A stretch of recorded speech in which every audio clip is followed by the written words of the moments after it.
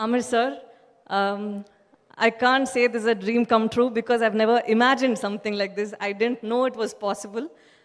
Because you've always been someone, I imagine that you're in a different part of the world and you're not reachable. But today you're right there. I was actually 2 feet away from you, so this feels surreal. And after coming into the industry, I've heard a lot of stories about you, how disciplined you are and how you approach a character. And one such stories was this that I heard and I was blown off. Apparently, a few years ago, you had to be part of a commercial for Coke, the Chota Coke, and your team had come over to put up a presentation. And when they came over, they asked you to play a Hyderabadi panwala. And at that point, the presentation was over, and you said, "What kind of accent do you want me to have?" And then they said, "Sir, just Hyderabadi panwala," and you ended up saying there are 6 different types, and they ended up taking notes and going that day. I don't know if you remember, but one of the persons who was there, they told me this, and I was thinking, oh my God, I always thought I was prepared before a particular role, but that's when I realized, no, that is not called preparation. You need to be this aware of it. So you've inspired us so much, and I would gladly or proudly say that all these days I was on the other side where I would listen to stories about you. So today I get lucky and I go home and I'll tell people I spent time with sir and these are the stories I have to say. So thank you so much for today, sir. It's an honor that we have you here. Thank you very much. And Sai Pallavi, I know that you just spoke about rejecting a fairness cream endorsement, and you said that you also felt like different from the rest of the entertainment industry. Do you want to? That we grow up seeing a lot of people who have perfect features, a perfect body.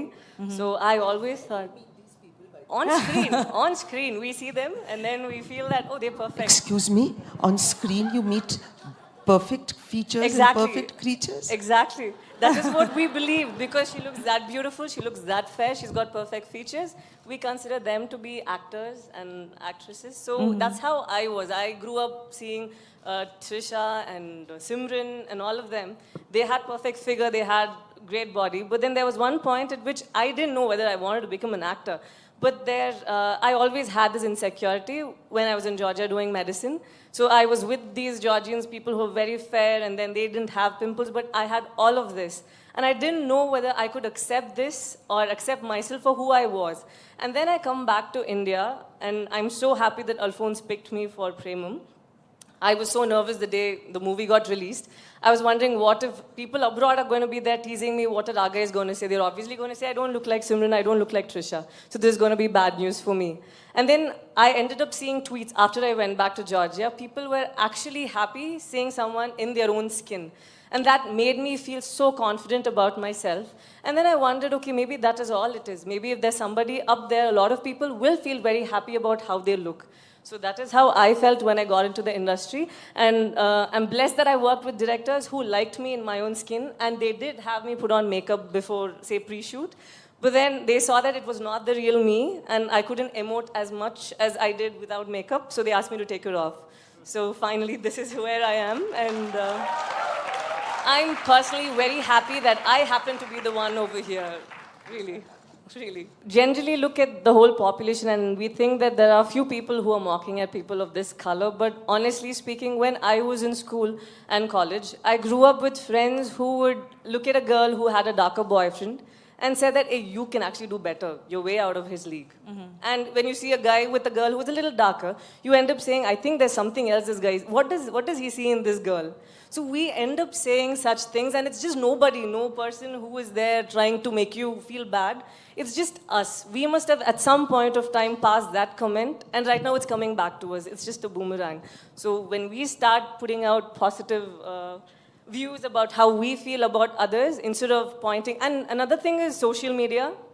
Right now, just because you have this curtain of anonymity, you end up writing whatever you want. You just say something when you're not in a very good mood, but the problem is it affects someone else, somewhere else. So you have that power to actually create a change. Come on, I just told you that I felt insecure. I didn't see any of you. But come on, few of you from here would have said something sweet about me, right? When the film released. So I believed that and I took it. And that's how I felt good. So I think it's just about, it's nobody else. It's not like the world is trying to bring you down. You were there and it can even be us. We were there at a very naive period, at a very bad period where we said some wrong things, but it's time we change. We know that it is possible for us to sin, but then it's important for us to consider or respect others' feelings and accept them for who they are. Just look at their character and just fall in love. That is all. I'm 27 years old, and I haven't come across even one woman who hasn't been harassed, and that's a very sad thing. But fortunately, everybody walks around putting on a smile and as if nothing even happened.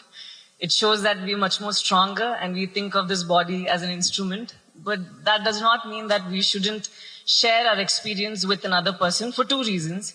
One is that you don't want the offender or the perpetrator to do this to another person, and you just want people around to be aware of it.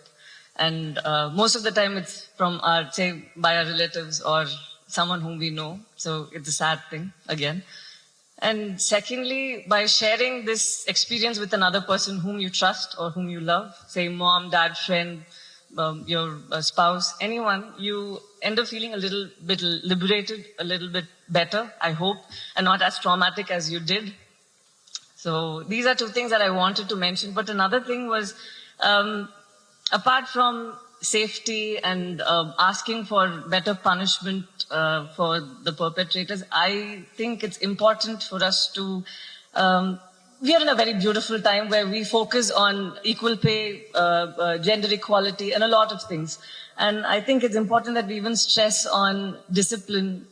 I know it's a word which you've learned in school or in college, but honestly, it starts from home. Notice how your children behave over a period of time and you correct them. You can't put the burden on the society and on the cops, on the institutions that they are in for discipline.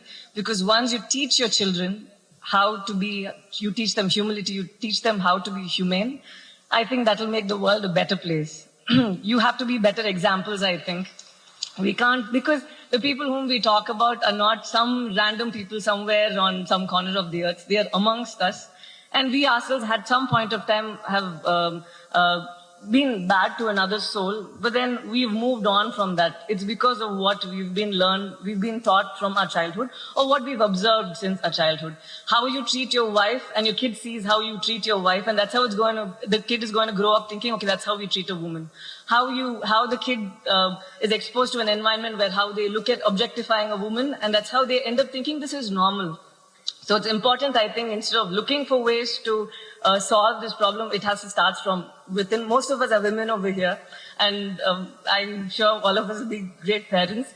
But it's important for us to just not, say, copulate and just have children. It's our responsibility. Instead of hoping for having a kid who is going to become the next big thing, going to be the best in their industry or field or whatever, it's important for us to make sure that they are not a pain or some kind of a disturbance to themselves and the society. That is our responsibility. Adi mana badhyata.